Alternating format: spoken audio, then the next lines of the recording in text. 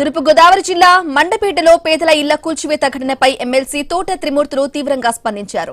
70 సంవత్సరాలుగా నివాసముంటున్న నిరుపేదల ఇళ్లను ప్రభుత్వం దౌర్జన్యంగా కూల్చివేసిందని ఆరోపించారు. కూల్చివేతలను అడ్డుకున్న తనతో పాటు వైసీపీ శ్రేణులు, బాధిత కుటుంబాలను పోలీసులు అరెస్టు చేయడం అన్యాయమన్నారు. పుష్కరాల అభివృద్ది పేరుతో ఇళ్లను తొలగిస్తున్నారని చెబుతున్న ప్రభుత్వం మండపేటలోని కాలువ పుష్కరాలకు ఎలా అడ్డుగా వస్తుందని ప్రశ్నించారు. ఎమ్మెల్యే వేగుళ్ల జోగేశ్వరరావుకు చెందిన స్థలాన్ని మెయిన్ రోడ్డుకు అనుసంధానం చేసి రియల్ ఎస్టేట్ వ్యాపారం చేసేందుకే పేదల ఇళ్లను కూల్చివేశారని తోట త్రిమూర్తులు ఆరోపించారు. అర్ధరాత్రి కూల్చివేతలు చేపట్టడం వెనుక కోర్టుకు వెళ్లకుండా అడ్డుకునే ఉద్దేశం ఉందని విమర్శించారు. ఇక రాష్ట్రంలో అంబేద్కర్ రాజ్యాంగం కాకుండా రెడ్ బుక్ రాజ్యాంగం అమలవుతోందని ఆరోపించారు. పేదల ఇళ్ల కూల్చివేతకు ప్రభుత్వం తగిన మూల్యం చెల్లించుకోక తప్పదని హెచ్చరించారు.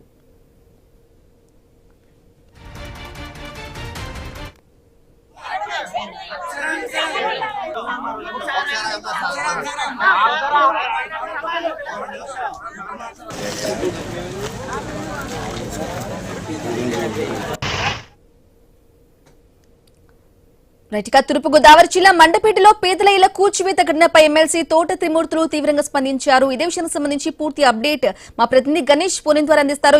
గణేష్, చెప్పండి. 70 సంవత్సరాలుగా కూడా నివాసం ఉంటున్న నిరుపేదల ఇళ్లను ఈ విధంగా అక్రమ కూల్చివేతలను ఎలా చూడాలంటారు? దానికి సంబంధించి కూడా తోట త్రిమూర్తులు కూడా స్పందించారు తీవ్రంగా. అప్డేట్స్ ఏంటి గణేష్?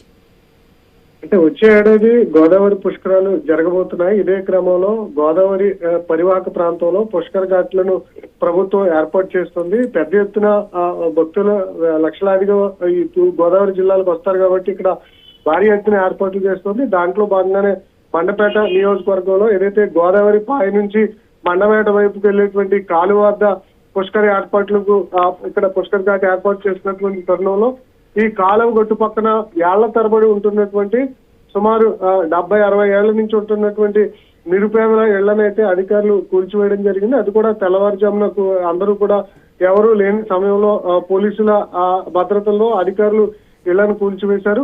అయితే గతంలోనే వీరికి ఖాళీ చేయాలని చెప్పి నోటీసులు ఇచ్చారు. అంటే గోదావరి గట్టు అంటే ఈ కాలువ గట్టు పక్కన వారికి ఎలాంటి ఇళ్ల పట్టాలు లేవు. అది అనాధికారికంగా వీరంతా కూడా ఏళ్ల తరబడి నివసిస్తూ ఉన్నారు.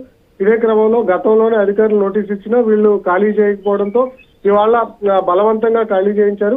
అయితే ఇక్కడ ప్రభుత్వం వారికి ఇళ్లు కేటాయించి లేదా స్థలాలు కేటాయించిన తర్వాత ఈ విధంగా ఖాళీ చేయించుంటే బాగుండేది అనేది మండపేట ఎమ్మెల్సీ తోట త్రిమూర్తులు అయితే ఎమ్మెల్యే వేగుళ్ల జోగేశ్వరరావు మీద ఆరోపణలు చేశారు. తనకు సంబంధించినటువంటి పొలం అదే సమీపంలో ఉండడంతో కేవలం రియల్ ఎస్టేట్ వ్యాపారం చేసేందుకే పేదల ఇళ్లను కూల్చివేశారని చెప్పి ఎమ్మెల్సీ తోట త్రిమూర్తులు అయితే ఆరోపణలు చేయడం జరిగింది.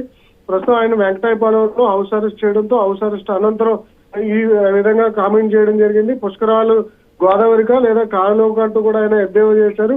మండపేటలో ఉన్నటువంటి కాలువ పుష్కరాలకు ఎలా అడ్డు వస్తుందని చెప్పి ఎమ్మెల్సీ తోట త్రిమూర్తులు ప్రశ్నించడం జరిగింది. కేవలం ఎమ్మెల్యే జోగేశ్వరరావు ఉద్దేశపూర్వకంగానే పేదలను ఇళ్లకు కూల్చివేసి తనకు అనుకూలంగా ఈ ఉన్నటువంటి పొలాన్ని రియల్ ఎస్టేట్ వ్యాపారం చేసేందుకే ఈ విధంగా పేదల ఇళ్లను కూల్చారని చెప్పి ప్రధానంగా ఆరోపణలు చేయడం జరిగింది. ప్రస్తుతానికి అయితే ఇళ్లను కూల్చివేశారు.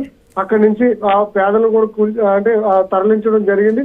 అక్కడ గోదావరి పుష్కరాలు ఘనంగా చేస్తాం, భక్తులకు ఇబ్బంది లేకుండా ఏర్పాట్లు చేస్తాం. వాళ్ళు అనధికారికంగా ఉంటున్నటువంటి సందర్భంలో అధికారులు గతంలో నోటీసులు ఇచ్చినటువంటి సందర్భంలో ఖాళీ చేయకపోవడంతోనే అంటే ఇళ్లన్నింటినీ కూడా తొలగించామని చెప్పి అధికారులు అయితే స్పష్టం చేసినటువంటి సందర్భం అయితే ఇక్కడ ఉంది. Okay right Ganesh, thank you.